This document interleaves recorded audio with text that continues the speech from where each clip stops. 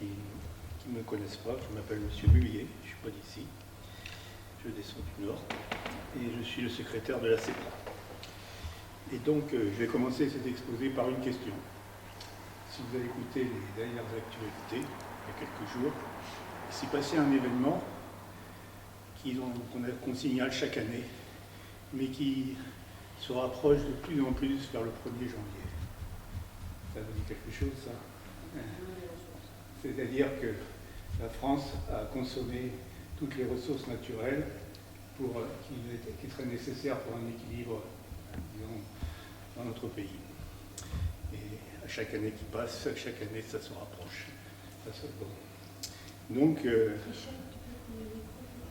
Ah oui, c'est vrai.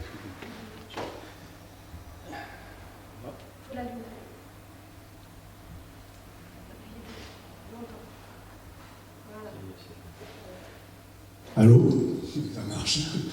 Je ne vais pas me mettre trop loin. Bon, il faut faire la part des choses. Donc, je pense que tout le monde est à peu près conscient que la chose la plus importante, c'est le réchauffement climatique. C'est ça qui conditionne déjà la situation actuelle, et surtout à long terme. Et donc, la question qui se pose, c'est qu'est-ce qu'on peut faire pour enrayer cette évolution pernicieuse, qu'on peut dire. Il y a beaucoup d'angles d'attaque, et il y en a un, évidemment, c'est lié à la réunion de ce soir, qui concerne l'urbanisme, la manière d'organiser l'espace pour que ça soit, disons, un espace vivable et qui ne se traduise pas par exemple, un dégagement très important de CO2. Donc, vous savez qui est le principal gaz à effet de serre. C'est un élément. Et un autre élément plus fondamental, c'est lié d'ailleurs à tous les scénarios qui existent de RTE, de l'ADEME, de Négawatt, sur les besoins énergétiques, disons de la France en particulier, pour les années 2050. Et pour ça, là, il y a une manière assez radicale de prendre la chose. De plus en plus, les gens parlent, et dont moi, je fais un exposé depuis 6 ans sur l'hydrogène. Je n'ai pas fait ces 2 dernières années à cause du confinement, mais là, comme la situation s'est calmée, je vous annonce d'ores et déjà, pour ceux que ça intéresse, que je vais reprendre cet exposé ici à la Halle, en espérant revoir la sono qu'on a d'habitude. Donc ça sera le vendredi, j'ai réservé déjà, le vendredi 9 septembre, avec, on espère, disons justement un intervenant de l'ADEME, vous connaissez certainement, l'Agence de développement et maîtrise de l'énergie, qui a sorti donc ce scénario en 4 volets. Donc pour revenir ce soir sur l'urbanisme, donc dans la perspective du réchauffement climatique, c'est une vision évidemment forcément à long terme, parce que compte tenu de ce qui est déjà fait, et ça tombe d'autant mieux que normalement, ça a été décidé. Vous savez qu'au niveau communal, il y a les plans locaux d'urbanisme. Et là, c'est la loi NOTRe, qui avait été nouvelle organisation des territoires de la République, qui avait été votée du temps de M. Hollande, qui prescrit, dans certaines conditions, la formulation des plans PLU intercommunaux. Alors évidemment, ici, ça nous intéresse directement, parce qu'il faut quand même considérer que Rabastens, Scoufouleuse, c'est la même agglomération. Et donc, c'est un moyen... Alors, la communauté d'agglomération Gaillac-Brouillet, qui recense une soixantaine de communes qui résultent de la fusion de petites intercommunautés comme celle qu'il y avait avant la Cora, a prescrit le plan local d'urbanisme au mois de novembre 2021, sachant que la loi donnait comme date limite pour le faire le 31 décembre 2021. C'est-à-dire qu'on traîne les pieds. C'est pas moi qui le dis, c'est un maire du coin. Disons, la mise en application, ce sera pour 2024. Donc, entre-temps, il y a beaucoup de choses qui peuvent être faites, même au niveau des PLU communaux, toutes sortes de formulations. Bon, alors, la réunion de ce soir nécessite une analyse sur le rabat chinois, puisqu'on est là. La CEPRA couvre, disons, les anciennes communes du rabat chinois, de la Cora, je veux dire, plus celle de Salvagnac, qui faisait historiquement partie, paraît-il, du rabat chinois. Eh bien, il y a un document que personne ne peut mettre en doute. Chacun connaît l'INSEE, l'Institut national de la statistique et des études économiques.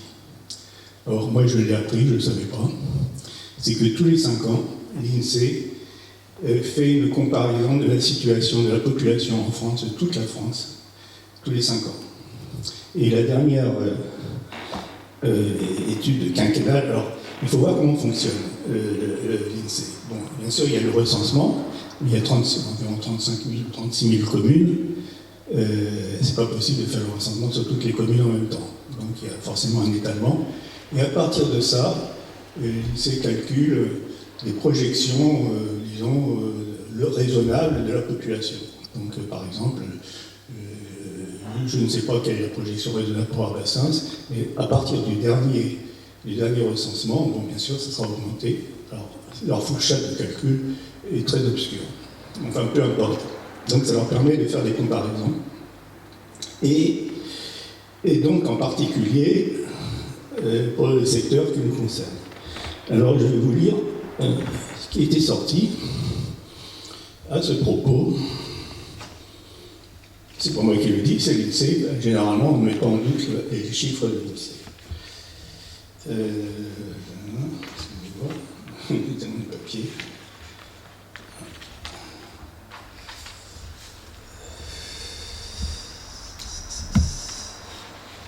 Ça va être là.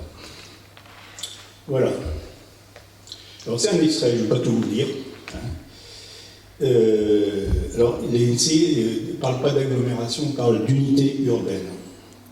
Donc le titre INSEE, une dynamique exceptionnelle qui perdure sur l'axe Toulouse-Albi. Évidemment, on est situé dessus. Je fais demain des extraits. Parmi les unités urbaines, certaines voient leur croissance déjà forte s'accentuer encore durant la période récente, comme Gaillac, de plus 1,4 à 1,8, Rabassins, 8500 habitants, c'est-à-dire Rabassins, plus 1,8 à plus 2,3. En fait, c'est 1,8 pour Rabassins et 2,3 pour Couchon. Et quand on considère ces pourcentages d'augmentation, on s'aperçoit que l'endroit de tout le terme où la progression et le pourcentage de progression est plus élevé, c'est ici. Donc là, on ne peut pas nier qu'il y a un gros problème. Et ce gros problème, tout le monde le ressent, et disons, là, je suis étonné qu'il n'y ait pas de journalistes pour écouter ça, pourtant on les avait prévenus.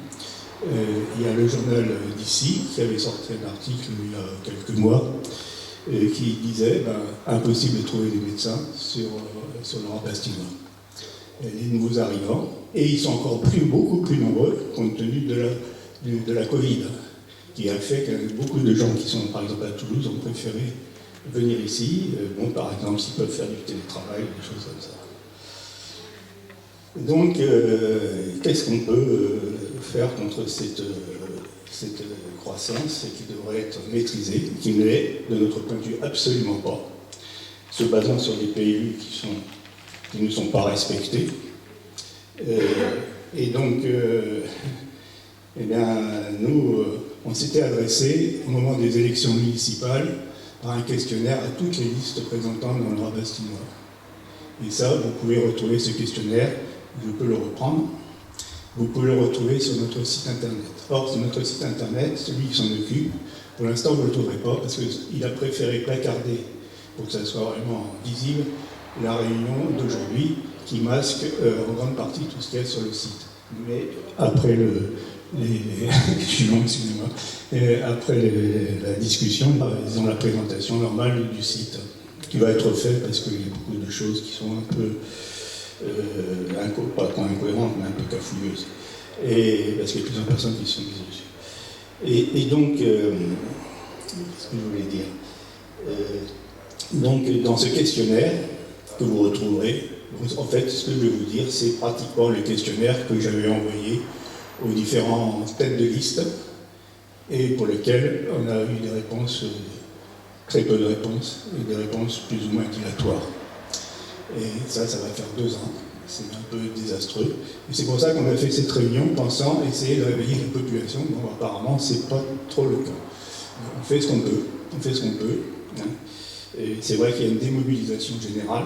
On observe partout. Mais nous, on continue parce que à ce moment-là, ça ne sert à rien. Bon. Donc, quels sont, disons, ces éléments qui avaient été... Alors, si vous voulez, je vais traiter différentes parties. D'ailleurs, dans ce questionnaire, il y a certaines qui n'ont pas de rapport direct avec l'urbanisme. Celles-là, je ne traiterai pas. Mais ce que je veux dire, on parlait, disons, de trois sujets. Celui sur, évidemment, la lutte contre CO2, contre les plantations, les espaces verts. Bon, écoutez, c'est pas la loi, hein, c'est moins qu'on en puisse dire. Bon, nous espérons que vous qui êtes là, vous pourrez sonner la sonnette d'alarme vis-à-vis des élus. Parce que nous, très franchement, on n'est pas écoutés, on n'est même pas entendus. Il y a quelques exceptions quand même. Hein. C'est pas un phénomène général, mais c'est un phénomène général, mais il y a même des exceptions. Et donc, les plantations, il faut en faire partout. Parce que pour une raison simple, ça fait 10 ans, 15 ans qu'on le dit, ça fixe du CO2. Le CO2, c'est le principal gaz à effet de serre. C'est pas le seul. Hein. Le méthane est très important aussi. Et donc, où est-ce qu'on peut mettre des plantations ? Il y a beaucoup d'espace. Déjà, quand on fait des nouvelles voies, il faudrait faire comme avant, les doubler systématiquement d'arbres d'ombrage, de préférence mellifères. Je suis agriculteur, ça m'intéresse qu'il y ait de quoi donner aux abeilles. Et en particulier, disons, sur... je vais reprendre le questionnaire. Oui, ça a été fait il y a 2 ans. En particulier, il y a des lotissements qui devraient être entourés d'alignements d'arbres. Très important, les alignements d'arbres, parce qu'une fois qu'ils sont faits, la législation empêche de les abattre. Hein. Donc un écran protecteur vis-à-vis, c'est un effet aussi un écran protecteur visuel. Et puis les lotissements qui sont très mal conçus. Bon, nous, on est à l'origine de l'habitat participatif sur Poufouleux, qui est un gros progrès, mais si vous l'avez écouté, qui aurait été bien meilleur. Donc, la création de petites places ombragées où les gens du secteur, du lotissement, peuvent se rencontrer, il y a aussi le lien social.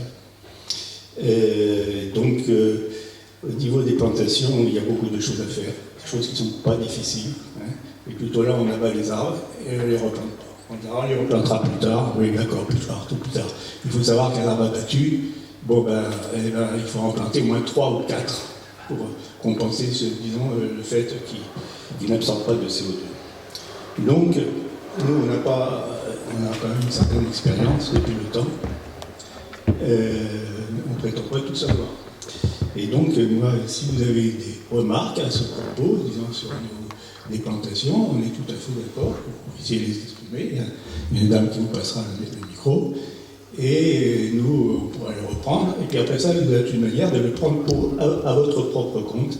Mais bon, pour essayer de vous faire entendre, sonner un peu les cloches. Donc, s'il y a des gens qui ont des questions à poser sur ces questions, des plantations.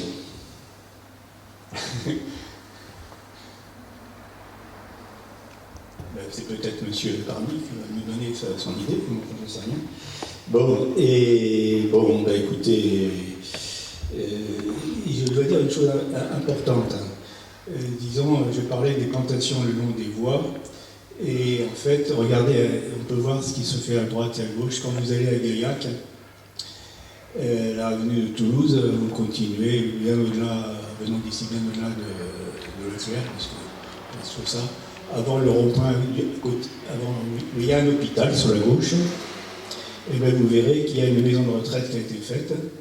Et là, ils ont mis des alignements d'arbres qui servent pour la voie publique, mais qui sont sur des propriétés privées. Et ça, c'est des réglementations qui pourraient être mises dans un futur PLUI. Et oui, et ça, évidemment, c'est une contrainte à la propriété privée, mais si on veut lutter contre le réchauffement climatique, on peut peut-être penser à ces petites restrictions pour le bien général.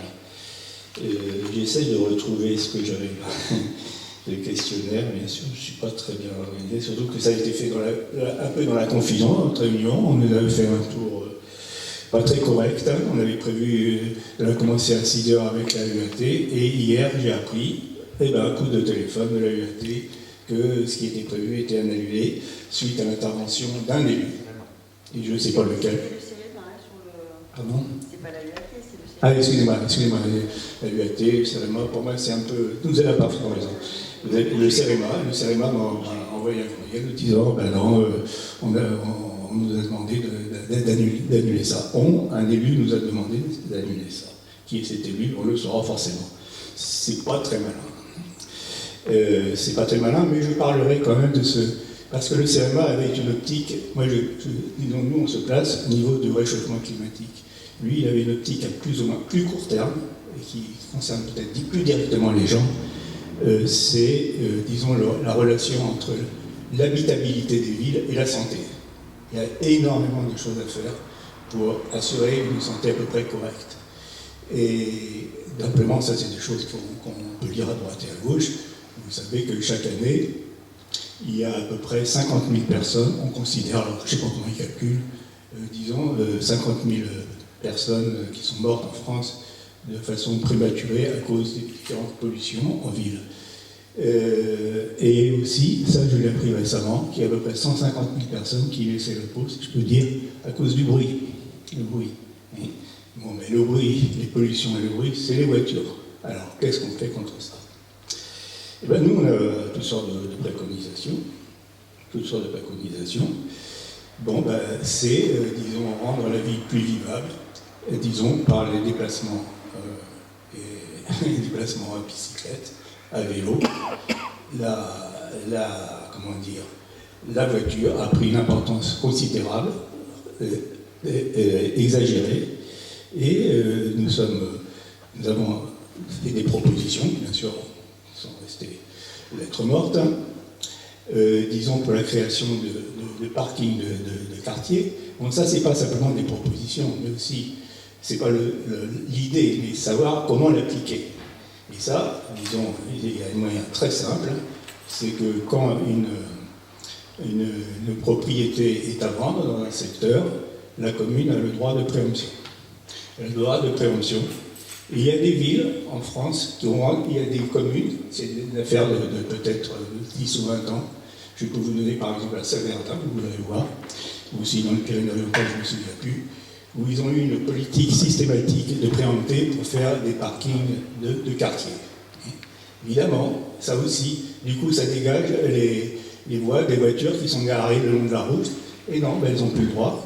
Les gens, il faut qu'ils fassent 50 ou 100 mètres pour aller chercher leur voiture, mais il faut savoir ce qu'on veut. Et à ce moment-là, on a l'espace pour véritablement faire un réseau piéton et cyclable, parce que sinon, c'est des vœux pieux. Tout ça, il y a beaucoup d'autres propositions qu'on a faites qu'on pourra reprendre, mais on l'écrira, bien sûr, et puis on verra là ce qui se passera. Mais c'est plutôt à vous de faire les cours. Encore une fois, vous avez certainement d'autres idées.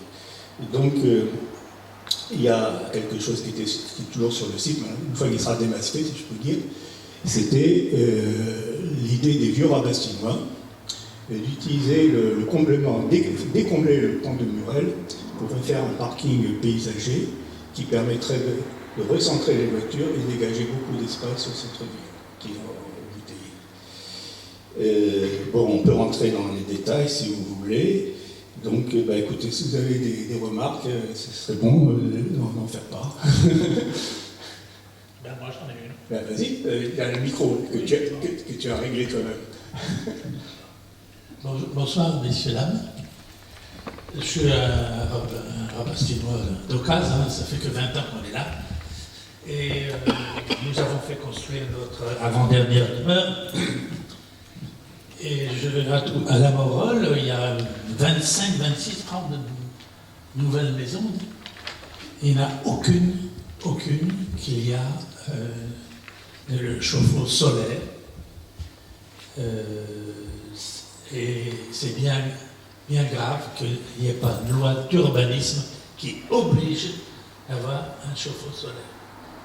Moi, on est là, c'est très agréable de se laver les fesses, il ne faut pas dire autre chose, à l'eau chaude solaire 70% de l'année. Par exemple, cette année, alors c'est variable avec le temps, mais depuis le mois de février, c'est l'eau chaude gratuite. Ça ira jusqu'au mois de novembre, voilà. Et dans les lois d'urbanisme, moi je souhaiterais, si on a la possibilité, que ça soit imposé. Parce que, d'accord, ça va faire une charge à l'acquéreur, mais enfin, il y en a qui se payent des piscines qui coûtent la peau des fesses, ils peuvent bien se payer donc une installation de ce genre. Cela ferait je ne suis pas compétent pour donner des chiffres exacts, mais j'estime moi à un demi-million de chômeurs en moins. Mais parce qu'il faut les installer, ces chauffe-eau solaires. Il faut les concevoir, il faut les fabriquer, il faut les installer, les entretenir. Voilà. Mais ça, j'aimerais que ça monte très haut et qu'on s'en occupe. Je vous garantis que ça ferait des économies d'énergie, je viens de le dire. Il n'y aura pas d'effet. Oui, et tout à fait d'accord. Enfin, nous-mêmes, nous avons un chauffe-eau solaire depuis belle boîte. Mais disons là, le tour de toutes les maisons neuves. Absolument. Là, on dérive sur un autre aspect que je traiterai au mois de septembre, c'est celui de l'énergie aussi. C'est certain que si on utilise actuellement moins le chauffe-eau solaire, on utilisera moins des chauffe-eau électriques, moins des chauffe-eau à gaz. Photovoltaïque, hein. Oui. Non, mais la production d'eau chaude sanitaire. Absolument, c'est distinct. Et donc, effectivement, il y a des réglementations qui pourraient se faire. Bon, et c'est des choses. Alors, là, CEPRA se pose, disons, dans un axiome, enfin, si je peux dire une formule je ne sais pas qui l'a inventée, c'est penser global, agir local. Donc, c'est pour ça que, disons, la question de l'énergie, ça ressort de ça. Et ça, ce que tu dis, Michel, ça ressort, disons, une application locale très importante. Et ça peut se faire par des réglementations de l'État, mais ça peut se faire aussi au niveau de la région, ça peut se faire au niveau municipal, enfin communal. Je m'étais renseigné auparavant, les maires ne sont. Ça fait pas partie de leur bureaucratique. Je vais y arriver. Merci. Voilà. Ça ne rentre pas dans leur cahier des charges. Oui et non.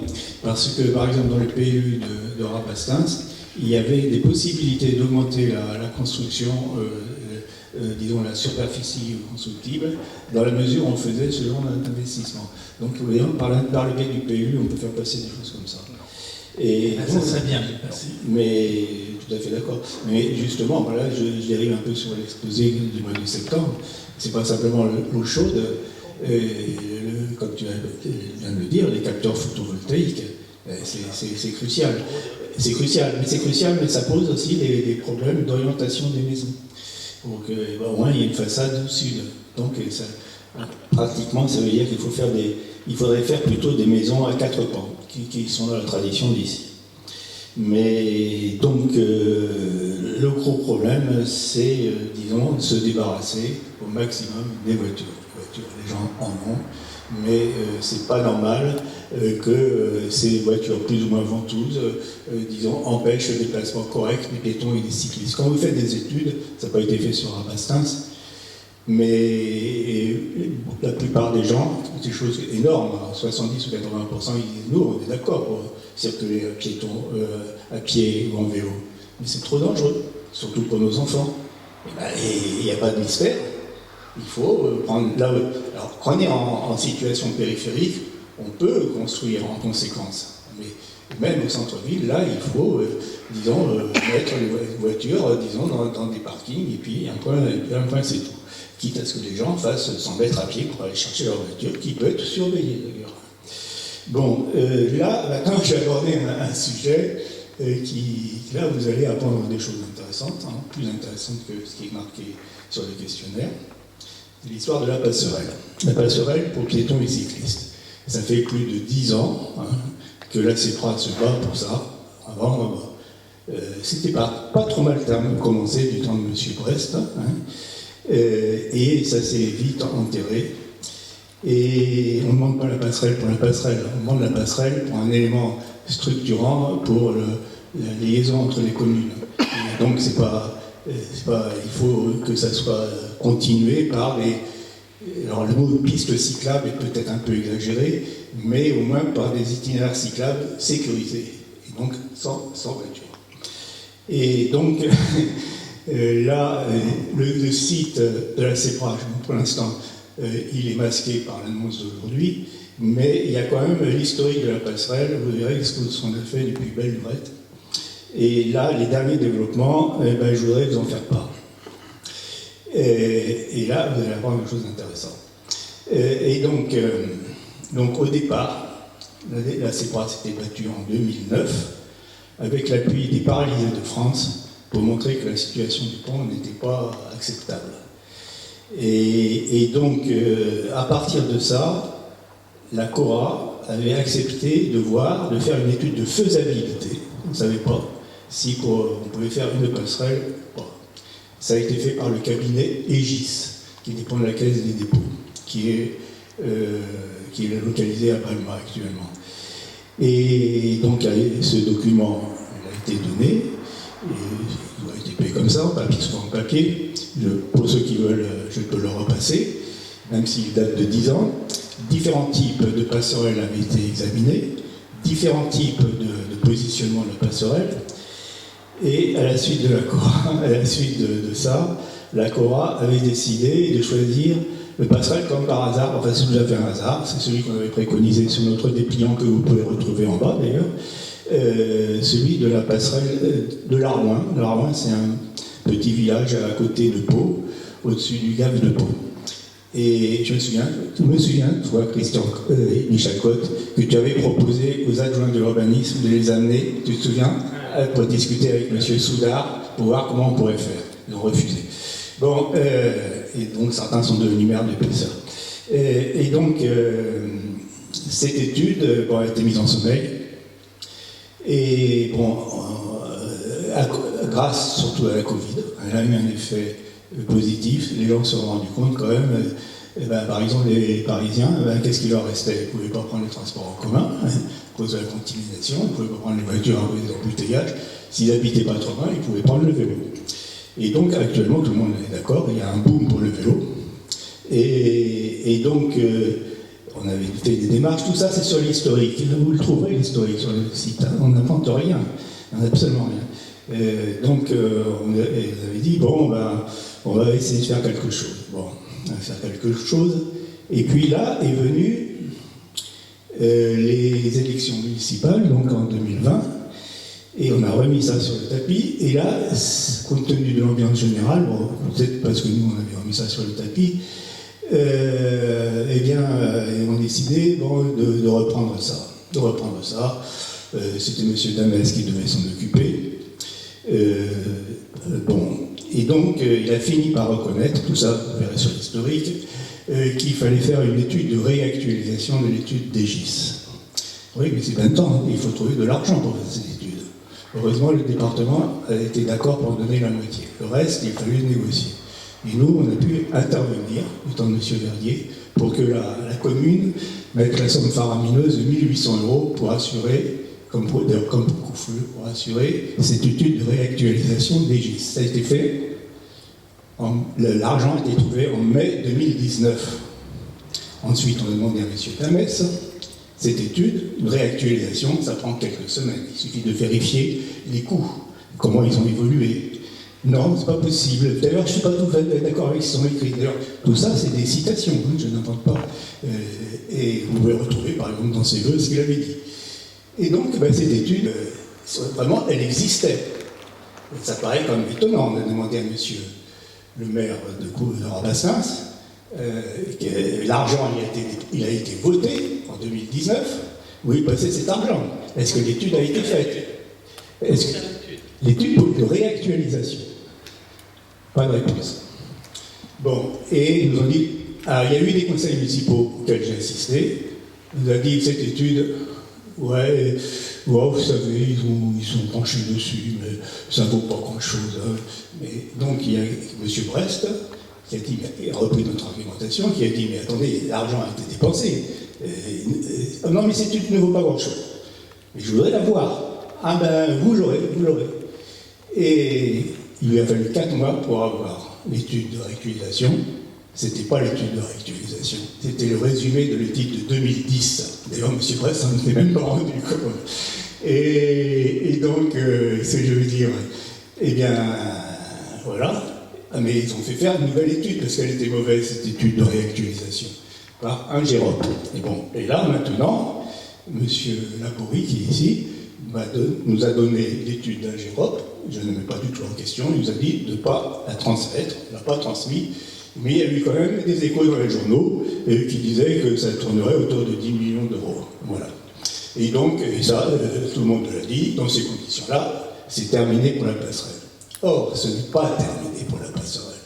Parce que nous, au niveau de la CEPRA, c'est quand même une question qu'on avait travaillée, on avait demandé à faire partie du comité de pilotage, ça a été refusé, alors que, disons, moi-même, qui étudie beaucoup la question, je pouvais présenter 3 autres solutions alternatives. Or, bon, du coup, je me suis mis à regarder ces solutions alternatives qui sont beaucoup plus intéressantes parce qu'elles s'intègrent mieux dans le paysage, a priori. Bon, ben, je vous parle de ceux des 3. Je vous dirai sur la une, qui est, ce n'est pas des chiffres des deux, c'est même pas des... Alors, je voudrais dire que l'étude de réactualisation qu'on a pu avoir après que celle de un GEROP a été sortie à 10 millions d'euros, on a pu le voir. Bon, elle montre que la passerelle de la Rouen était passée de 1,3 million en 2010 à 2,1 ou 2,3 millions d'euros. Alors là, il y a un problème entre les GEROP, et surtout cette étude de réactualisation montre, disons, la mise à jour, disons, très précise du devis de la construction de la passerelle par le cabinet Fraissinet, celui qui a fait la Rouen, qui connaît quand même la question. Bon, simplement, ce que je veux dire, dans les alternatives qui n'avaient pas été étudiées de passerelle, parce qu'il y a 36 000 types de passerelles, hein, donc j'en ai une que j'ai éliminée après discussion avec le département de l'Aveyron, par rapport à la technique qu'ils ont utilisée à Espalion pour une route.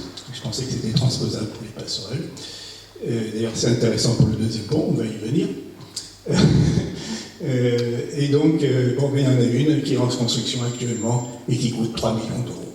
Et qui est sur une rivière qui fait 200 mètres et qui est, ici c'est 170 mètres de rue, alors donc il y a de l'abus. On a manifestement l'impression qu'on est trop content d'avoir trouvé ce devis d'Ingerop pour dire que c'est inabordable et qu'on n'en parle plus.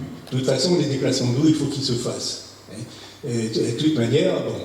Alors ça, je voudrais pas, ça peut paraître un peu polémique ce que je dis là, d'autant plus qu'il y a des élus qui sont là, qui doivent l'apprendre de leur première nouvelle, mais je ne suis pas là pour faire de polémique, tout ce que je dis, c'est prouvé. Et donc, ben voilà, disons, les déplacements d'eau, il faut les relancer de manière sérieuse, et pas, disons, comme ça, oui, plus tard. Oui, la passerelle, dans ces conditions-là, dans 5 ou 10 ans, c'est marqué. Vous regardez, j'ai mis les extraits de la dépêche. Bon, donc ça, je pense que vous avez appris des choses intéressantes. Bon, et on parlait de, disons, de la technique du viaduc, enfin du pont d'Espalion. J'avais discuté avec celui qui s'en était occupé, parce que les Aveyronnais, ils sont très près de leur sous. Et donc, c'est une technique qui ne coûtait pas cher du tout. Et donc, je pensais qu'elle pouvait être transposée pour les passerelles, ce qui est inexact. Je me suis trompé. Bon, ben, c'est dans les 3 solutions, j'ai éliminé. Il y a une troisième que j'ai fait chiffrer, estimer, et ça, il faudrait faire l'étude, disons, de manière plus sérieuse. Mais ça tourne, des passerelles en bois, qui a priori ont un aspect esthétique qui doit intéresser l'architecte des bâtiments de France, parce que l'architecte des bâtiments de France, on n'en parle jamais. Et lui, il y a quand même, on est sur le site inscrit qui est resté sur Coufouleux, et sur le site patrimonial remarquable, sur lequel d'ailleurs on voulait intervenir, on n'a pas pu, qui se trouve sur Rabastens. Et donc, celle-ci, elle est chiffrée à 6 millions d'euros. Et donc, non, là, bien sûr, si vous voulez, les Gilles qui sont trop contents de vous conduire une passerelle comme à Toulouse pour 10 millions d'euros, bien sûr. Mais attendez, quand simple bon sens, hein, on prend quand même celui qui a fait ses preuves, qui fait ses preuves. C'est celle dont je vous parle, elle est construite, elle est quasiment terminée. Et les chiffres, ce sont des chiffres exacts. Actuels. Parce que les projections, ça, on l'a dit, et ça c'est vrai. Donc quand vous dites 10 millions d'euros, ça peut être, vous regardez la passerelle d'Albi. Hein. Au début c'était comme ça, bon, je dirais que c'est comme le PR de l'ARAG. Hein. Bon, enfin bref. Donc c'est normal qu'on fasse attention. Bon, ben voilà ce que je voulais dire. Si vous avez des questions sur les déplacements d'eau, là je me suis un peu focalisé sur la passerelle parce que c'est comme la chose qu'on connaît le plus de la CEPRA, et Dieu sait qu'on fait beaucoup d'autres choses. Simplement, on n'est pas trop connu, hein, mais ça viendra, on l'espère. Enfin, voilà. Et donc, pour les déplacements d'eau, je reprends le questionnaire. Oui, on donnait des exemples d'endroits où on peut planter d'ores et déjà, vous voyez. Par exemple, pour Coufouleux, la gare, les parkings de la gare, il n'y a rien. On l'avait demandé à M. Damès il y a 5 ou 6 ans, bon, que dalle. La médiathèque, on avait parlé à M. Laroche, qui tombait parti dans la nature, qui nous assurait la liaison entre la municipalité actuelle de Rabastens et la CEPRA, et qui est parti, on ne sait pas, on lui avait parlé qu'il y avait moyen d'aménager le parking qui avait été fait à côté du collège pour faire quelque chose, que ce ne soit pas un gisement de voitures, et on lui avait donné des exemples de ce qui pouvait sembler. Oh, il ne faut pas aller très loin, il suffit d'aller sur Tarbes, vous verrez des types de parkings qui sont intelligents. Bon, enfin bref, ça c'est des cas plus particuliers, mais le fond de la question, c'est, disons, réserver l'espace pour les déplacements d'eau. Et des endroits, la plupart des lotissements maintenant ne mettent qu'un seul trottoir. Voilà, tout pour la voiture. Regardez en face de la gare, les lotissements en face de la gare à Coufouleux. Hein, il n'y a qu'un seul trottoir. Hein. On considère que tout le monde doit circuler en voiture. La voiture. Bon, écoutez, si vous avez des questions sur le déplacement d'eau, des remarques, vous pouvez vous exprimer. Hein. Il n'y a pas que moi à parler. Moi, j'habite chemin de la Morole depuis bientôt 20 ans. Le chemin de la Morole, vous savez qu'il a été construit en bout. Et l'école qui est devenue la plus importante école alimentaire du département. Et la Noria, moi ça me dérange pas, c'est une maison qui vient de sonoriser. Mais la Noria des bagnoles le matin, le midi, à 2h, le soir, c'est incroyable, infernal, il n'y a aucun covoiturage possible. C'est à croire que le pétrole est quand même pas cher, hein, et il n'est pas cher. Bon, il est question, j'ai entendu dire des bruits de... parce que j'ai pas vu les documents, et puis j'ai entendu dire qu'il était question peut-être de la mettre en double voie, ce chemin de la Morole. Voilà, bon, admettons. Mais alors, les déplacements d'eau, justement, parlons-en des mamans avec les poussettes, des enfants avec leur trottinette, leur petit vélo. Il n'y a pas de piste cyclable dédiée à ces personnes. Je vois mal s'inscrire dans les... ou alors à moins de faire de l'expropriation, de foutre en l'air des murs, des maisons, des arbres. Enfin, il y en a aussi des arbres qui envahissent aussi le chemin. Mais enfin, Donc il n'y a pas, à mon point de vue, je suis un conducteur chevronné, j'ai plusieurs millions de kilomètres dans les pattes. Je peux vous dire que moi je vois mal le format pour mettre en double sens, plus au moins un trottoir dédié pour les jeunes mamans. Quand on est arrivé là, puis on était très agréablement surpris de voir beaucoup de personnes âgées qui venaient se promener. D'ailleurs, ça continue, les gens continuent à se promener, mais pas le dimanche, enfin, voilà. Voilà, je voulais dire ça, je m'excuse de vous importuner. Non, c'est une très bonne remarque.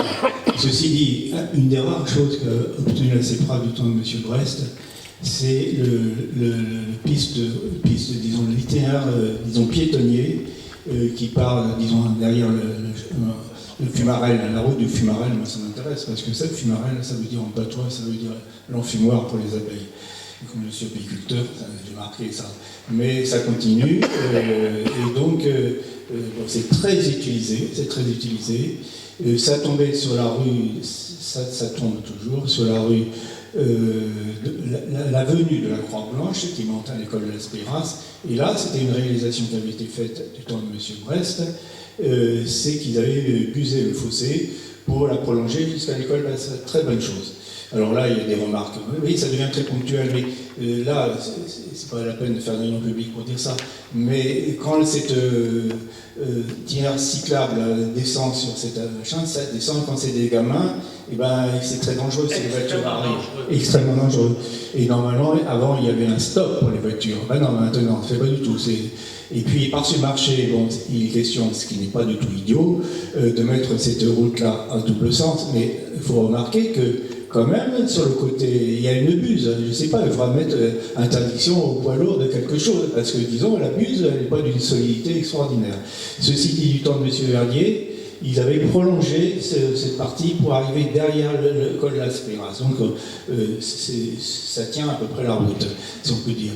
Mais, ce que je veux dire, bon, quand on voit ces genres de difficultés, ce que tu dis, Michel, sur la ville de la Morole, c'est absolument certain, on ne peut pas la doubler.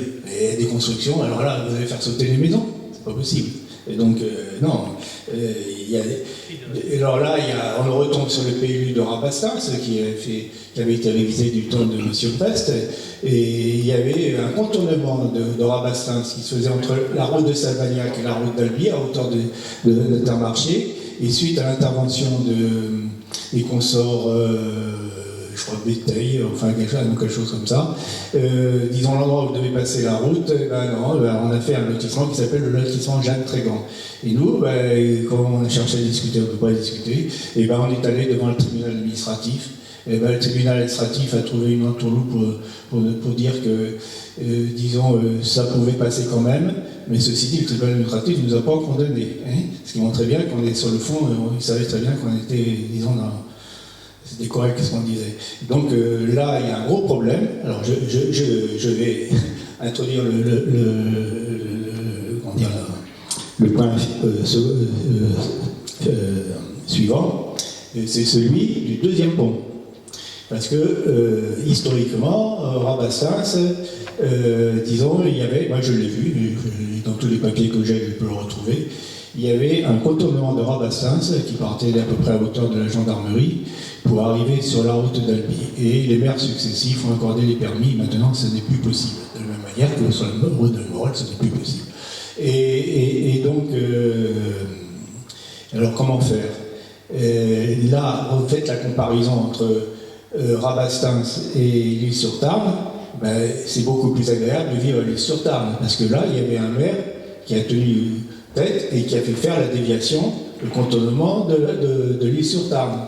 Alors maintenant, le contournement tel qu'il a été prévu pour Rabastens, ce n'est plus possible, de l'ex-nationale 88, il y a une solution, c'est, disons, mettre un deuxième pont, disons, a priori à hauteur d'Intermarché, qui débordera sur, bien sûr, il n'y a pas le pont pour le pont, c'est comme la passerelle pour la passerelle, c'est le pont pour les accès, et qui en partie sur Rabastens, ça tombera sur l'ex-88, et à hauteur peut-être du giratoire, mais ça, et en plus, surtout, il faut que ça aille à Coufleux, éviter les maisons qui sont, on accorde des permis les yeux fermés, là même quelquefois de façon illégale, enfin disons prématurée. Si, non, bah, vous pourrez répondre, hein.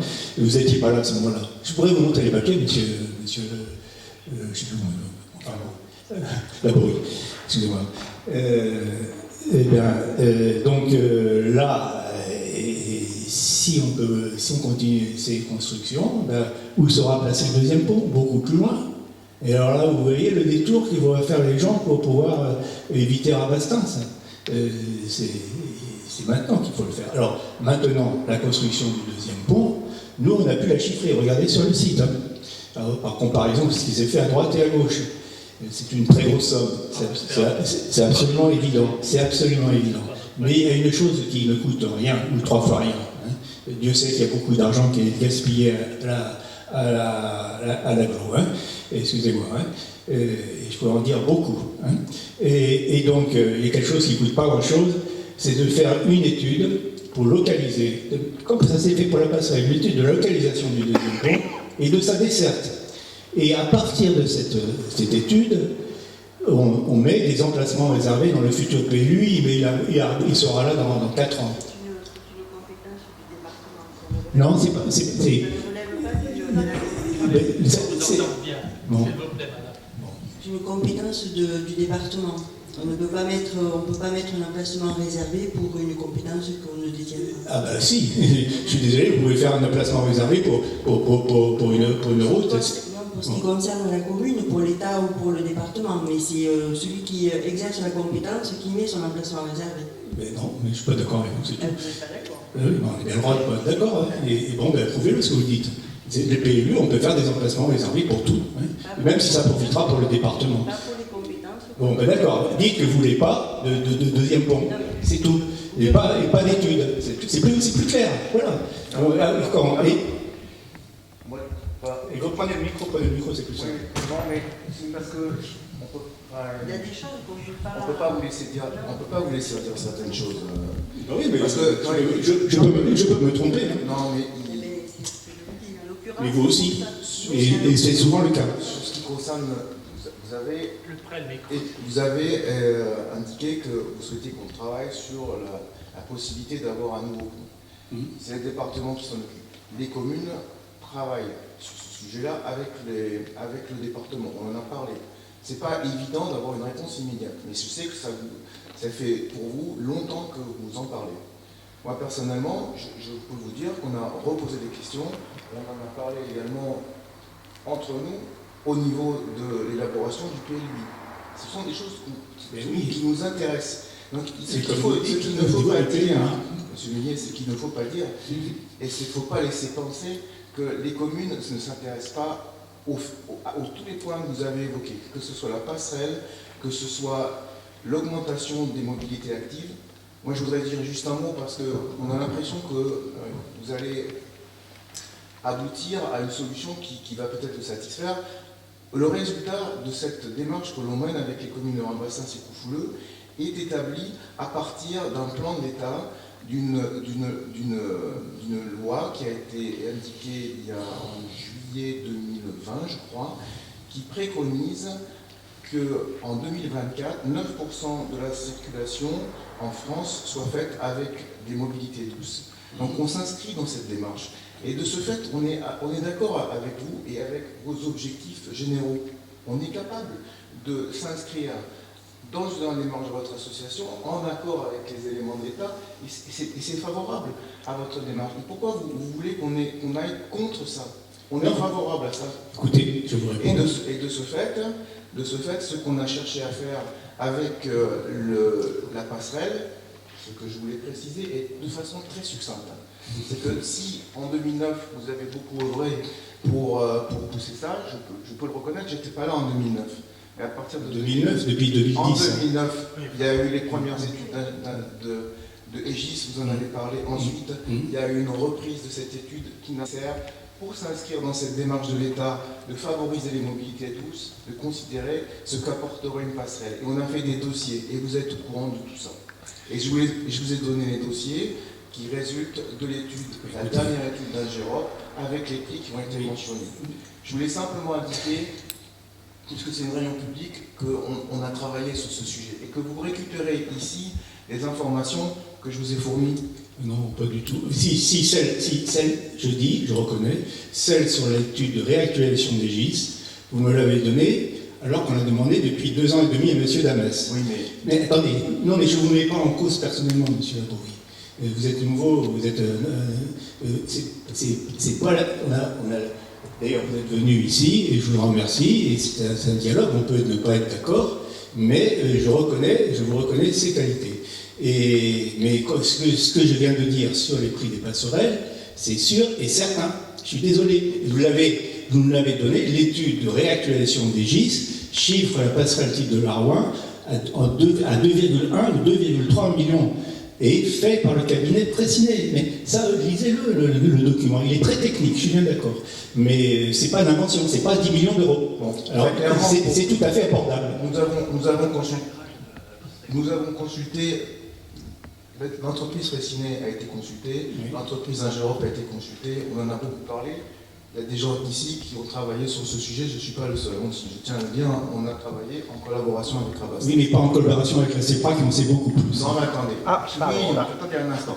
Ce que je voulais signaler, c'est pour que tout le monde comprenne, c'est que si les études de départ en 2009 semblent montrer des chiffres qui sont beaucoup plus bas qu'actuellement, il faut comprendre aussi que dans l'étude actuelle, on a repris l'étude pour bien considérer l'implantation et les difficultés pour apporter et construire une passerelle dans une étroiture qui est celle du Tarn. Et les pentes et l'état géologique des terrains est compliqué.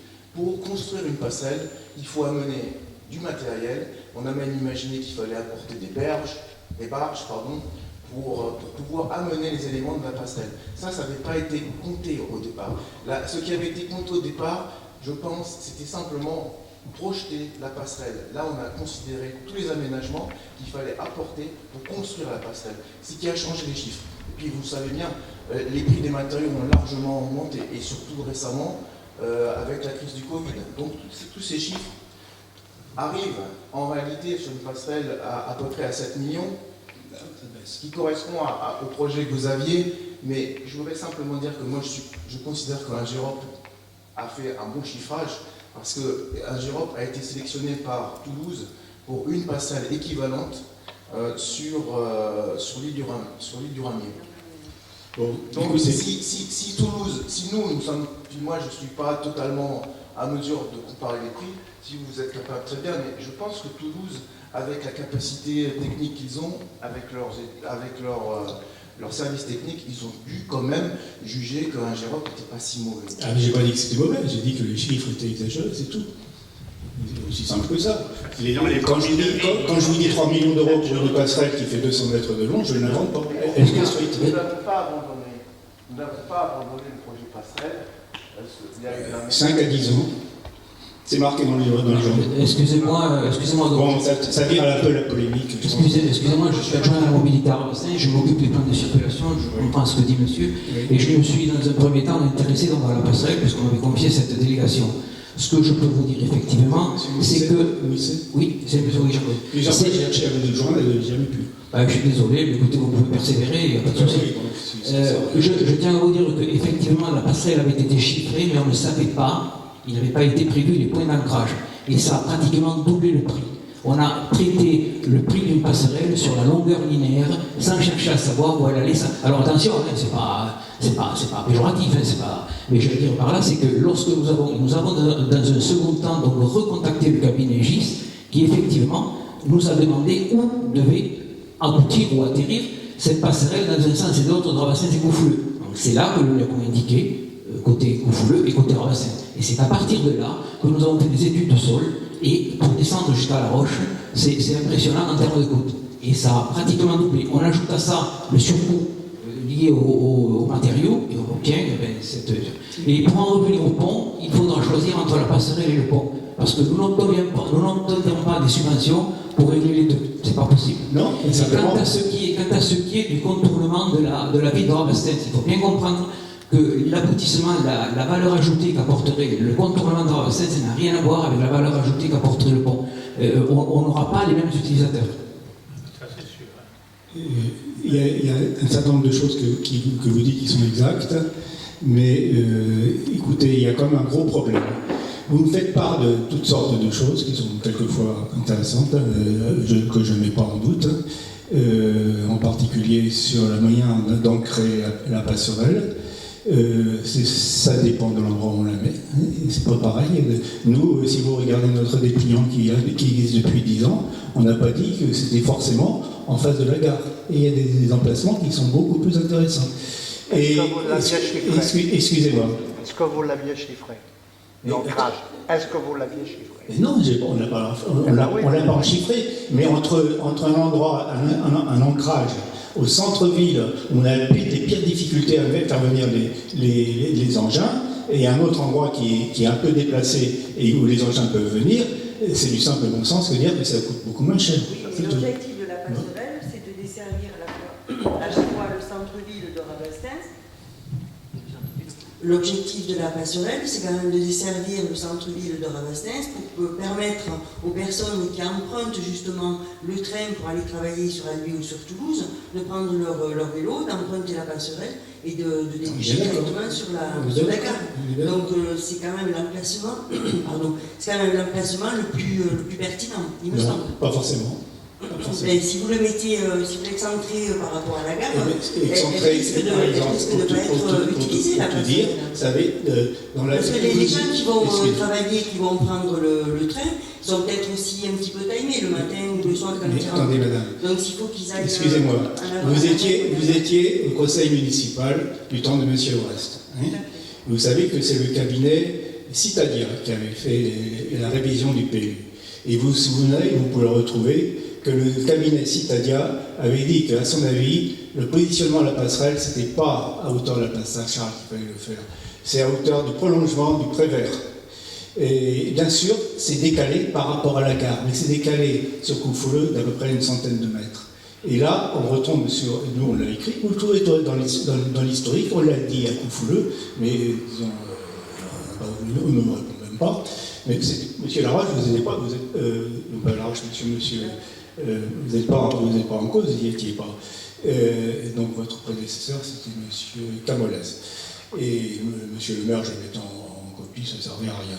Et donc là, il y avait la possibilité. Le problème, c'est que là, du côté Coufouleux, on tombe sur un terrain privé. Et là, il y avait une grande maison de la Bastide qui était à vente, et c'est ça que monsieur Davès ne savait même pas, c'est qu'on peut préempter sur partiellement. Et donc c'est très important pour les déplacements doux. On peut faire comme je vous disais tout à l'heure, qu'on fait des préemptions pour faire des packs de stationnement, mais pour les déplacements doux, on peut faire des préemptions pour assurer des couloirs, des lanes, comme on dit en anglais, pour justement faciliter les déplacements des piétons et des cyclistes. Et là, pas sur le bord d'une route. Donc, cette question de l'emplacement de la passerelle, ça a été décidé comme ça, et sans consultation des gens. Sans consultation des gens. Voilà. Je peux répondre à votre question? En fait, l'emplacement de la passerelle concernant Rabastens et concernant Coufouleux également, parce que si on a une entrée de passerelle, il faut une sortie, elle ne va pas s'arrêter au milieu de l'eau. Ça a été approuvé. Et c'est le même cabinet qui a été sélectionné donc, pour la première étude de la passerelle qui a convenu que c'était l'endroit idéal pour avoir quelque chose de confortable et pour que les piétons et les cyclistes l'empruntent. Parce que si on doit faire une passerelle à X millions d'euros pour que personne ne l'emprunte parce que ce n'est pas confortable, bien écoutez, c'est... Excusez-moi, monsieur, c'est pas raisonnable, mais c'est un décalage de 100 mètres. Attendez, vous ne connaissez pas la géographie de Rabastens, ça parle. Oh, je pense que si. Quand je les vois, par exemple, ils sont obligés de descendre le landau du trottoir pour aller sur la route. Le passe-pont a été mis en partie. Le monsieur tout à l'heure dit que si on met la passerelle de 100 mètres plus loin que ce que... 50 mètres plus loin. Aujourd'hui, ça ne gêne pas. Et là, vous dites qu'il faut aller prendre le passe-pont à 50 mètres. Je tiendrai à dire une chose, je vais parler pour Coufouleux, je ne vais pas trop me mouiller parce que nous avons d'excellentes relations. Autant Coufouleux que Rabastens tiennent à ce que cette passerelle se fasse, que les choses soient claires. Je me suis trompé, mais c'est bien. Non, C'est une bonne nouvelle. Hein. Vous avez, dans votre bulletin municipal récemment, vous avez indiqué ce qu'on vient de dire. C'est-à-dire que si on a été, c'est quand même fabuleux parce qu'on fait des efforts pour avoir la passerelle depuis depuis un moment. Moi, j'ai travaillé des heures sur ça. Je ne vous mets pas en cause. Mais je sais, je vous remercie de l'avoir dit 2 fois. Et j'ai apprécié de vous donner des informations, parce que moi, ce que j'ai compris de votre association, c'est qu'elle a depuis longtemps demandé cette passerelle. Quand j'ai repris le sujet, je l'ai vu.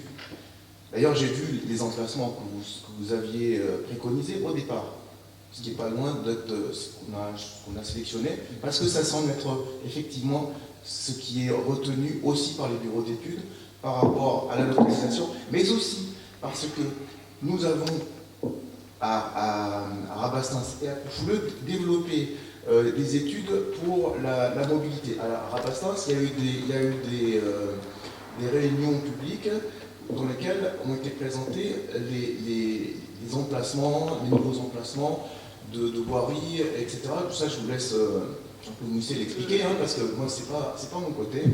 Mais la passerelle est dans le plan qui a été présenté publiquement. Donc, on ne peut pas dire qu'on abandonne, puisqu'on a présenté récemment à Rabastens ce plan avec une passerelle.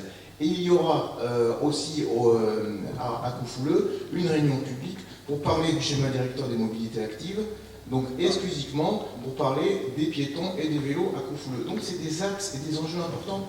Et de là, on se rejoint avec l'association, c'est pas... Oui, mais il ne faut pas dire...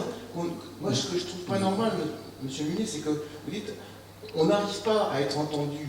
Je sais que c'est difficile, non, mais, et que vous le faites depuis longtemps. Excusez, monsieur Laboué, c'est peut-être l'exception qui confirme la règle. Non, je pense mais pas. là, monsieur Vauchiot qui prend la parole, la dernière fois qu'il m'a parlé, il m'a dit le mot de Cambronne, c'est tout. Donc, monsieur Bouisset, je suis passé 10 fois à son cabinet. Ah, mais je ne suis pas pris, bien sûr, venez plus tard. On a demandé à faire partie, on en connaît beaucoup plus que bien des élus, excusez-moi, sur ces questions des déplacements d'eau. Et on a demandé à faire partie du comité de pilotage. Ça a été refusé. Eh bien, vous en auriez appris des choses. Hein, on n'aurait pas traîné pendant 4 ans depuis que M. Damès a pris les choses en main. Hein, et là, comme vous dites très justement, les prix ont augmenté. Mais ça aurait été fait il y a 4 ans. Ça aurait été beaucoup moins cher. Ça aurait été beaucoup moins cher. On a tergiversé, parce que, d'ailleurs, c'est tout à fait compréhensible dans la logique par exemple, de M. Damès. Et pour M. Giraud, je pense que c'est la même chose. Mettre de l'argent pour la passerelle, oui, c'est très bien. Mais nous, on préférait le mettre ailleurs. Un point, c'est tout. Pour le centre-bourg, par exemple, la grande œuvre du centre-bourg. Je ne vais pas vous laisser dire ça, je suis adjoint aux finances à Rabastens, Oui. je peux vous certifier. Là, Vous pouvez prendre le micro, s'il vous plaît.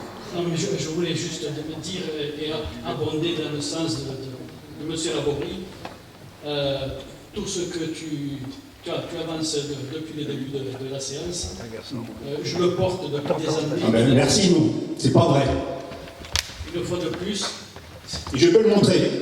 Une fois de plus, l'énervement gagne rapidement. C'est pas l'énervement, simplement je dis les choses clairement. Non, mais c'est une fois. Des contre-vérités évidentes. Je peux le démontrer à tout le monde ici. Je peux parler, s'il vous plaît. Le deuxième aspect de M. Mullier qui s'énerve et qui Et c'est pour ça que monsieur Ruffiot lui dit Cambronne. Oui, il faut le situer dans Est-ce que je peux c'était une mesquinerie de plus et ça n'avait rien à voir Est-ce que je peux avec On est venu ici pour parler Est-ce que je peux d'environnement et poser pas une de règlement de compte. Mais exactement. Enfin, 2 questions. Non, mais je voudrais quand même dire que depuis 2018 et dans le mandat précédent, la passerelle a été relancée et j'ai porté une visite. Excusez-moi, j'ai deux choses à dire et je vous coupe la parole. D'accord ? Les personnes qui étaient là, qui sont venues dans un esprit ouvert pour essayer de discuter et savoir qu'est-ce qu'ils pouvaient, sont partis. Moi, je fais de même. Là, dans la confrontation, on n'avance pas. Et ce n'est pas des personnes plus âgées que je devrais le dire. Donc, laissez-moi finir. Dans un certain moment, il faut mettre un peu d'eau dans son vin pour essayer de faire avancer les choses. Et là, ce n'est pas du tout ce qu'on voit. Excusez-moi. Absolument. Tout à fait d'accord. Bonne soirée. Pour faire avancer des choses, dès 2018, ne partez pas là. Vous allez apprendre des choses peut-être. Dès 2018, nous avons été à mon instigation, et pour relancer le projet de passerelle, visiter une magnifique réalisation apportée Épince-Aguet. Une double passerelle de part et d'autre d'un pont difficile puisqu'il est à deux structures emportées par moitié au XIXe siècle par la brique et remplacées par le siècle des fers, par de l'acier.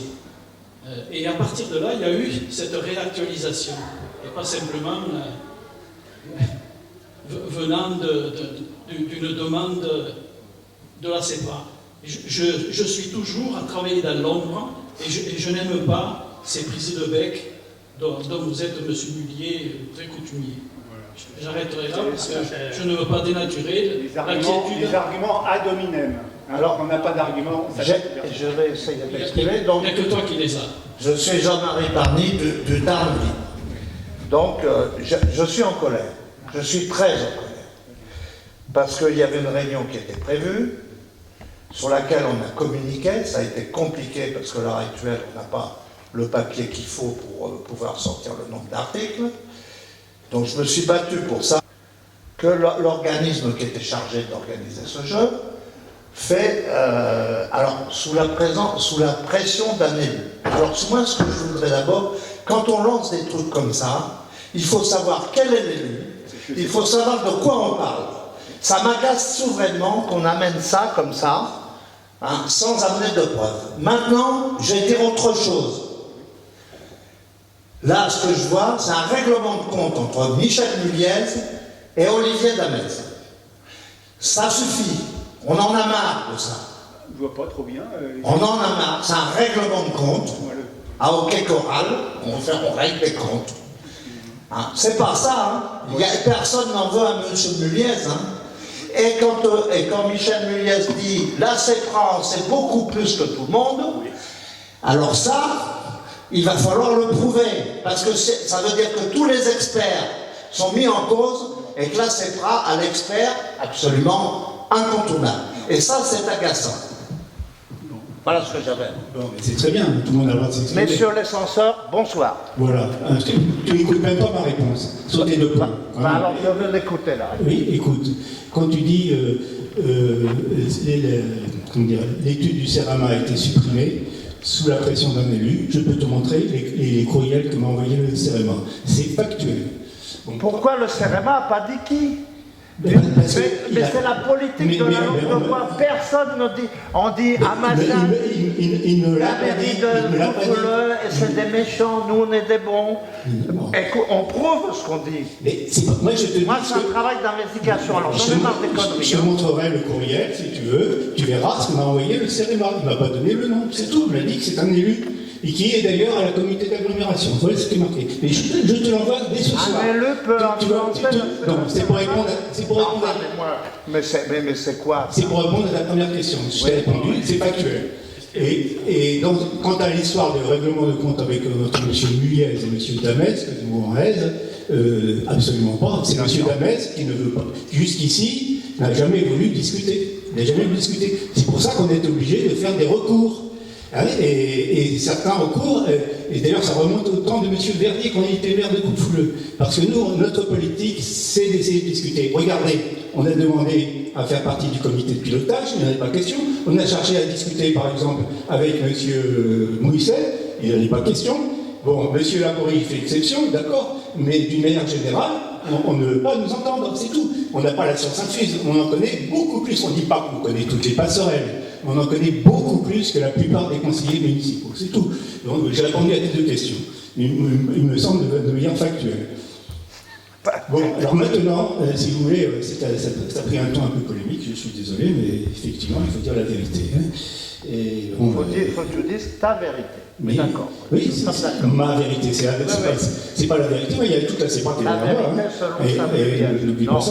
Et donc, mais tu n'as pas répondu à ma truc. Pourquoi le CERAMA, qui est un organisme responsable? J'en sais rien. Il m'a envoyé ce papier hier à 13h. Je sais, oui. Et je peux te dire même que j'aurais répondu, j'ai montré une mail que j'ai envoyée, je dis c'est inadmissible. Et je dis bon, puisque vous ne voulez pas, venez quand même, vous verrez que nous on fait des propositions qui vont dans votre sens. Bon, et là, je voudrais quand même continuer. Normalement, il est prévu d'avoir un échange sur, disons, ce qu'on pouvait faire au niveau de l'urbanisme contre le réchauffement climatique. Là, il y avait l'option à plus court terme qui était justement ce jeu santé ciné. Sydney, excuse-moi, Cité, on est en Sydney ici. Donc ce jeu n'a pas pu avoir lieu, mais je peux vous donner, disons, moi j'y ai participé dans une réunion pour laquelle il n'y a pas eu de blocage, il y en a eu, hein, et c'était extrêmement intéressant parce que ça permettait aux gens de réfléchir et de prendre les choses en main.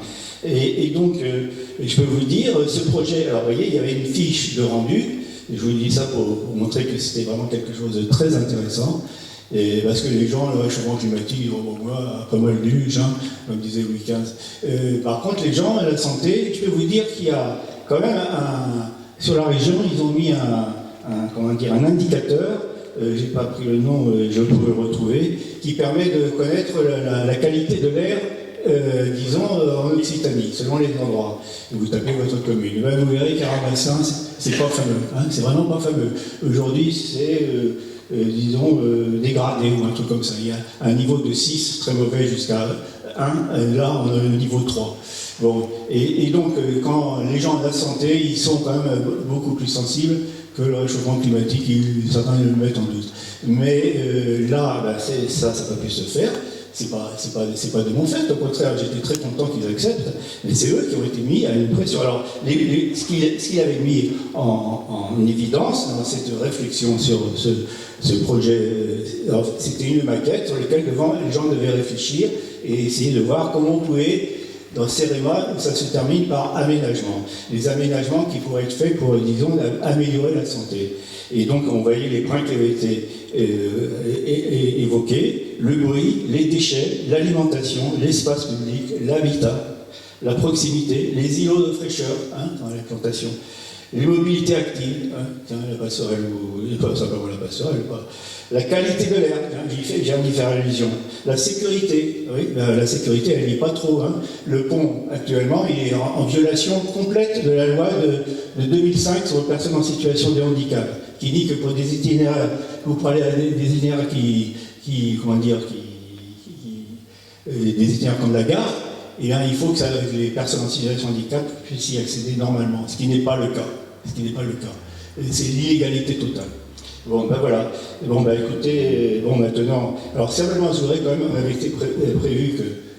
Et après ça, je ne sais pas s'il aura le temps de le faire, monsieur Claes, qui est quand même une personne d'une haute pointure, qui est associé à l'École nationale supérieure d'architecture de Toulouse, qui est paysagiste, disons, l'école de Versailles, qui est quand même a priori une des meilleures, c'est la meilleure. Il avait prévu de faire travailler ses étudiants justement sur un aspect qui recoupe probablement des aspects qui ont été traités ici. Voilà. Donc si tu veux dire quelque chose, si c'est pas trop tard, au moins quelques mots, présentation de ces études. Oui, bien sûr. Moi j'avais prévu de projeter quelque chose, alors je ne sais pas si c'est encore possible de faire l'installation, si c'est pas trop tard. J'avais amené l'écran exprès, parce que sinon... Écoutez, comme on n'est pas très nombreux, il suffit de parler très fort, on met pas le micro, c'est tout. Il faut qu'il y ait tous les éléments. Bon, là, je peux te sortir celle-ci, là. Voilà, je peux ça.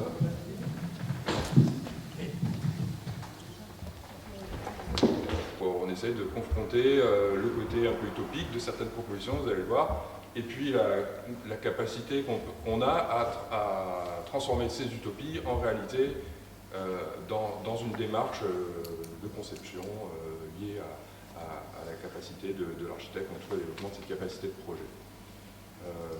Voilà, donc moi on était divisé en 6 groupes, donc moi j'étais avec un groupe d'une quinzaine, vingtaine d'étudiants qui ont travaillé par sous-groupe de 2 ou 3, dont je vais vous proposer les restitutions finales.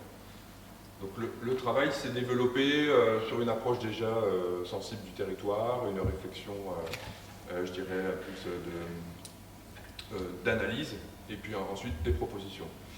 Alors je les ai mis, je crois qu'ils sont mis dans un ordre, dans un autre, on va passer de Couffleur à Bastens indifféremment. Pour moi c'est un territoire quand même assez proche, des communes qui ont des destins liés, et donc ça nous intéressait d'avoir cette approche sans forcément séparer les entités. Voilà, donc là je vais, peut-être si on ne voit pas trop, je vais zoomer un peu. Donc là c'est le projet de Nicolas Crone et Fabiani Rodriguez qui ont pour particularité d'être brésiliens et donc à l'école d'architecture. Voilà, donc leur approche urbaine du territoire de Coufouleux, elle était assez intéressante puisque ils ont abordé l'aspect des déplacements, des mobilités douces en essayant de la confronter à la question du réseau hydrographique. Alors, on voit sur un petit schéma d'analyse ici qu'il y a ces réseaux de fossés qui existent dans Coufouleux, qui traversent vraiment toute la commune, qui sont des fossés assez profonds, hein, parfois, je pense que vous voyez bien de quoi on parle. Et donc lier cette question des fossés, de l'écoulement de l'eau, à celle des déplacements, puisque ça crée toujours des espaces le long desquels on peut aller, ou en tout cas qui bénéficient d'espaces tampons quand on est dans les zones agricoles. Donc il y a des sujets comme ça qui sont intéressants. Et puis ils ont lié ça avec la question des hameaux qui sont... les hameaux, c'est un peu l'identité aussi de Coufouleux. C'est un territoire qui s'est composé, urbanisé à partir de ces églises. Et donc ils ont essayé de voir comment tous ces hameaux pouvaient être reliés entre eux par ce réseau de propositions de déplacement doux.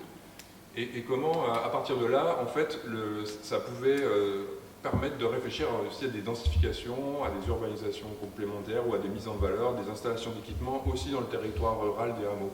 C'est-à-dire qu'aujourd'hui, on considère dans l'urbanisme que bon, on doit densifier dans les centres et on ne peut plus vraiment urbaniser l'extérieur. Bon, c'est normal, on s'est trop étendu, c'est un peu mal contrôlé ou ça n'a été pas assez maîtrisé, disons. Mais il y a quand même des sujets qui peuvent se poser. Aujourd'hui, les gens ne peuvent plus construire forcément dans les petits hameaux, etc. Donc, on s'est dit, on a fait l'hypothèse avec les étudiants que si on pouvait avoir ce réseau de déplacement doux, si on n'était plus dépendant totalement de la voiture, que ce réseau était bien en place et qu'on pouvait utiliser le vélo pour traverser tout le territoire et aller à tous les services, que si les services pouvaient aussi se répartir dans les hameaux et qu'on n'était pas obligé de prendre la voiture, parce que dans ces conditions-là, peut-être qu'on pouvait envisager de redensifier ces espaces-là ou de les aménager autrement. Donc c'était un peu leur principe. Donc ils ont essayé de travailler après sur les profils d'aménagement qu'on pouvait envisager, voilà, le long des fossés, le long des voies, le long des chemins, donc voir comment les déplacements doux s'appuient soit sur un chemin existant, soit sur des voies existantes. Voilà, on prend les espaces disponibles. Alors, on ne se fait pas trop soucier à la propriété, etc. On essaie de simuler des possibilités et puis de voir comment ça se développait à l'appui de petits espaces publics. Donc ça, ils sont rentrés un peu plus dans ce détail-là, dans les aménagements. Voilà, le mobilier alors bon, ils ont été un peu malades, ils n'ont pas pu aboutir tout ce qu'ils voulaient. Voilà. Je passe à un autre projet. Ici, on a proposé un Rabastens. On passe à Rabastens. On reste sur le thème de l'eau, avec donc Eva Ostric, Marjolaine Serre, Victor Brion et Mathis Camacho, qui ont réfléchi la commune de Rabastens, comme ils ont dit, au fil de l'eau. Alors ici, ce qui était très intéressant dans l'approche, c'est que leur première démarche, bon, c'était déjà de faire ce repérage sur la topographie, l'hydrologie, de voir comment s'écoule l'eau. Et ils ont repéré notamment qu'il y avait cette relation au Tarn qui est particulière, mais qu'on peut aussi déceler dans les écoulements d'eau le long des rivières. Ils étaient très sensibles aussi au bruit de l'eau qu'ils avaient identifié quand on est pas forcément juste au bord du Tarn, mais aussi les petites sources qui s'écoulent dans les rues, puis après les fontaines. Enfin, donc toutes les formes de l'eau à Rabastens, c'est vrai qu'elles sont très nombreuses et c'est très intéressant. Et ils ont relevé aussi que c'était pas toujours mis en valeur à la hauteur de ce que ça pouvait mériter. Donc ça, à la fois les fontaines, à la fois les bords du Tarn. Donc voilà, on s'est baladé dans des coins où on se retrouvait coincé sous des murs, mais c'était vachement beau. Et on disait c'est dommage qu'on ne puisse pas boucler, etc. Donc ça a été un peu leur approche de départ en suivant le fil de l'eau. Également, vous voyez, ces espaces qui sont dans Rabastens. Il faut sortir, j'ai oublié le nom du ruisseau qui redescend après les promenades. C'est un peu le protocole. Ah oui, c'est ça, là où il y avait l'ancienne station d'épuration, c'est ça. Donc, enfin, en tout cas, tout cet ensemble-là de continuité, ils l'ont identifié et ils ont proposé de le remettre en valeur. Donc on voit ici toutes les balades qui ont été faites, les photos, l'identification des lieux, les problèmes aussi que vous pouvez avoir renseignement au niveau des plages. Il y a quand même divers sujets qui se posent et qui mériteraient des traitements, qui peuvent avoir des réponses. Voilà. Et donc ils ont travaillé sur l'idée de cette boucle qui relie les différents fils de l'eau de Rabastens et du Tarn, depuis les promenades jusqu'au Tarn. Donc ils ont fait un zoom après sur 4 endroits: le parc de l'Abreuvoir, les Lys, les berges, la plage du Moulin, et essayer de montrer comment ça pouvait fonctionner. Alors on voit ici sur les Lys cette proposition que ce fil d'eau se matérialise le long des murets, du soutènement, de limite, du cheminement, et puis qu'on ait une petite réorganisation possible aussi du stationnement en donnant plus de place, ou une place plus continue, ou plus claire en tout cas aux piétons, parce qu'aujourd'hui elle existe quand même. Voilà, au niveau de l'Abreuvoir, il y a une proposition qui était un petit peu plus complexe de fontainerie, mais qui mettait en valeur cet espace de croisement au sortir des promenades. Je passe vite si vous voulez qu'on y revienne. Un travail sur les aménagements des berges sous le mur. Alors c'est des espaces, on ne sait pas s'ils sont publics ou privés, mais on se dit qu'ils ont un potentiel. De toute façon, il faut partir de là quand on fait une étude. À un moment, il y a des lieux, voilà, si on doit les préempter un jour, il faut quand même qu'on en décèle les qualités. Donc ça fait partie de cette approche. Voilà, et la plage du Moulin avec tout un dispositif un peu complexe qui a été mis en place par l'étudiante de renforcement, alors pour aussi capter les questions de ruissellement de l'eau, travailler un grand platelage qui pouvait accueillir les gens un peu aussi à l'ombre et en dehors de la plage, et puis ensuite avoir un espace libre d'usage face à l'eau. Voilà, donc ça c'est des espaces. Ici, ça permettait d'arrêter le ruissellement et de travailler l'accessibilité et d'avoir ces espaces en vue sur le Tarn. Ici, c'est la continuité piétonne le long du Tarn, celle-là qu'on a beaucoup apprécié, donc qu'on pense sera un beau potentiel. Je ne sais pas ce qu'il en est pour l'avenir. Ici, c'était aussi des séparations de position. Voilà pour Rabastens par ce groupe. Alors là, vous allez voir, c'est un projet qui est encore plus ambitieux, parce que là, on est carrément dans la reconquête de la ville. Alors, c'est pas vraiment la ville, c'est pas très bien exprimé, je dirais, c'est plutôt la reconquête de l'espace public et du centre. Ouais. Et donc, Jean-Baptiste Bouleux, Adrien Dodin et Cameron Strachance ont vraiment énormément travaillé la question des déplacements pour essayer d'aboutir à quelque chose qui permet de libérer l'espace du centre. Donc, ils ont eu des propositions, je pense que ça serait à discuter. Pas complètement, voilà, ça pourrait être possible. C'est aussi une question de positionnement, peut-être de résolution de certains aspects de la traversée du village. Alors, ce qu'ils ont essayé de travailler, c'est de voir comment ils pouvaient sortir en fait les voitures vraiment de toute la zone promenade, Lys, etc., tout en prenant en compte l'aspect obligatoire de la traversée liée au pont, parce que là, on est quand même coincé. Donc, il y avait cette idée que sur cet axe, il y avait un travail, ici, qui était de maintenir quand même l'axe de traversée. Ils avaient étudié pendant un moment d'essayer de passer au travers, etc., mais en fait, c'est quand même compliqué, on est dans les zones résidentielles, et voilà, c'est vraiment pas idéal, quoi. Donc ça, c'était un sujet de dire, voilà, la traversée, elle reste, peut-être qu'il y aurait des réglementations de poids lourds, d'ailleurs ça doit peut-être être déjà le cas à appliquer.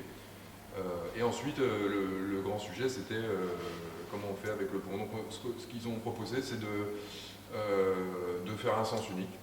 Donc on a le droit de rentrer, on n'a pas le droit de sortir. Si on veut aller à Toulouse, on s'en va vers Saint-Sulpice. On n'a pas besoin de traverser le pont pour aller passer par Coufouleux, en fait ça va aussi vite. Donc du coup, on peut regagner de l'espace pour faire passer les vélos. C'est l'objectif aussi, de sécuriser. Donc c'est une contrainte, mais qui peut être compensée par le fait que quand vous habitez à Coufouleux, maintenant vous pouvez y aller tranquillement sur le pont, puisque c'est plus sûr. Et on n'est plus obligé de prendre la voiture. Donc c'est tout cet échange-là qui peut être aussi allégé et qui permet de penser la traversée différemment. Donc, bon, voilà, je sais pas, j'imagine que vous avez déjà dû avoir ce genre de discussion dans diverses réunions. Mais à partir de là, ça permet d'aller disposer, voilà, à la fois les stationnements qui vont mettre un petit peu plus à l'extérieur. Ils ne sont pas rentrés dans le détail de l'aménagement, mais bon, voilà, on sait qu'il y a des potentiels plus sur l'extérieur des promenades. On a ensuite l'idée que le patrimoine va être mis en valeur autour des grands monuments. On a quand même un monument qui est à l'UNESCO. Bon, c'est quand même dommage de ne pas avoir le parvis à la hauteur. Du coup, c'était quand même... Donc voilà, c'est l'occasion de pouvoir montrer ce que ça peut donner quand on arrive à retirer cette présence, prééminence de la voiture. Les réseaux, donc la mise en lien, et aussi en continuité piétonne. Bon, voilà, ils n'ont pas forcément tout le détail de ce qu'ils ont fait, mais ils ont vraiment beaucoup travaillé sur le sujet pour arriver à vraiment un plan. Voilà, on voit les voitures qui rentrent, les espaces qui sont... Si tarde à sécher, votre problème est réglé. Oui, mais il faut descendre. Donc on ne traverse plus pour aller à Toulouse, on a le droit de venir dans l'autre sens. Oui, quelqu'un qui n'est pas le seul à voir. Je crois qu'il y a des clubs aussi. Ah oui, je connais. Il a dit la même chose. Oui, c'est ça l'idée, c'est que de Ravastins, si on veut aller à l'autoroute, on va la prendre à Saint-Sulpice. Parce que je pense que ça fait pas mal du bouchon, c'est pas mal ça. Voilà. Et ensuite, les circulations étant apaisées, on gère des relations plus faciles de mobilité douce avec la gare, quoi. Donc on n'est pas obligé d'aller à la gare en voiture. Voilà. Donc ce qui est intéressant, c'est effectivement ça libère quand même des espaces. Bon, on trouve quand même que c'est dommage de stationner autour de ce monument. Aujourd'hui, toutes les villes se débarrassent des voitures autour des monuments. Voilà, je sais qu'à la campagne c'est différent parce qu'on a besoin de la voiture, mais voilà, il y a quand même des choses si on veut mettre en valeur le patrimoine de ce niveau-là, de cette qualité-là, c'est comme ça, ça paraît important. J'en profite pour appuyer sur le sujet.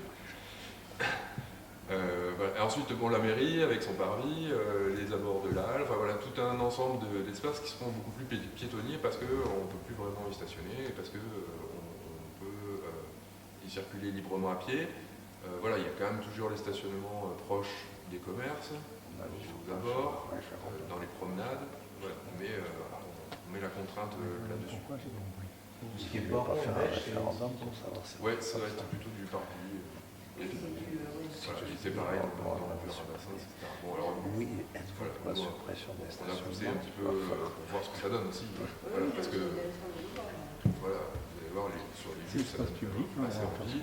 Bon, moi je n'étais pas très d'accord avec eux sur l'emploi du granit, mais après, voilà, on les laisse aussi avancer sur le sujet. Si c'est du granit qui vient du Tarn, c'est pas grave. Oui, ça vient de Chine. Il viendra forcément du Sinobre, voilà. Bon, après, c'était intéressant de voir un espace piétonnier devant l'église, voilà, les vélos piétons, on a pas mal de voitures qui passent. C'est un peu comme l'esprit de la cathédrale, en fait. Ouais, c'est ça, ça ressemble. L'histoire de la passerelle. Oui, c'est tout à fait ça. Dans l'esprit. Ça passe bien de Ravastins. Le profil de voirie, c'est étudié précisément. On sait que ils disent on va la faire. On est attentif avec eux.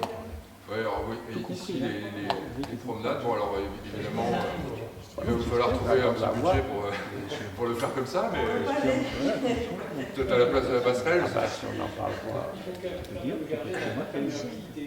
Tout à fait. Aujourd'hui, ça...